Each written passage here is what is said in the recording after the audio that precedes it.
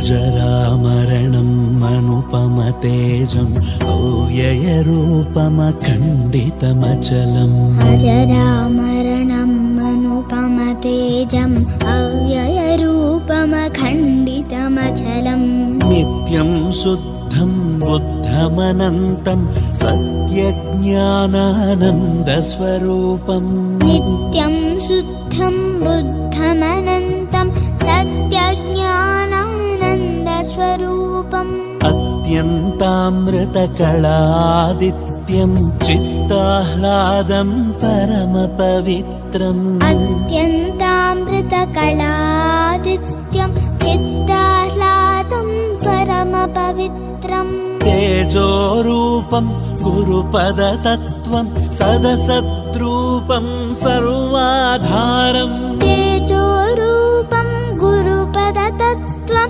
सदसद्रूपं सर्वाधारम् लक्षणशुभकरनिर्मलयोग्यं साक्षीभूतं निजगुरुतत्त्वम् लक्षणशुभकरनिर्मलयोग्यं साक्षीभूतं निजगुरुतत्त्वम् हेयं हेयं जननं मरणं ध्येयं ध्येयं निर्गुणतत्त्वं वेदातीतं सद्गुरुरूपं भङ्गं भङ्गं पुनरपि मरणम् हेयं हेयं जननं मरणं ध्येयं ध्येयं निर्गुणतत्त्वं वेदातीतं सद्गुरुरूपं भङ्गं भङ्गं पुनरपि मरणम्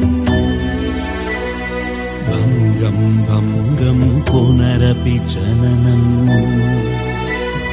भङ्गं भङ्गं पुनरपि मरणम् अजरामरणम् अनुपमतेजम् अव्ययरूपमखण्डितमचलम् नित्यं शुद्धं बुद्धमनन्तं सत्यज्ञानानन्दस्वरूपम् अत्यन्तामृतकलादित्यं चित्ताह्लादं परमपवित्रम् तेजोरूपं गुरुपदतत्त्वं सदसद्रूपं सर्वाधारम् लक्षणशुभकरनिर्मलयोग्यं साक्षीभूतं निजगुरुतत्त्वम् हेयं हेयं जननं मरणं ध्येयं ध्येयं निर्गुणतत्त्वं वेदातीतं सद्गुरुरूपं भङ्गं भङ्गं पुनरपि मरणम् हेयं हेयं जननं मरणं ध्येयं ध्येयं निर्गुणतत्त्वं वेदातीतं सद्गुरुरूपं भङ्गं भङ्गं पुनरपि मरणम् भङ्गं भङ्गं पुनरपि जननम्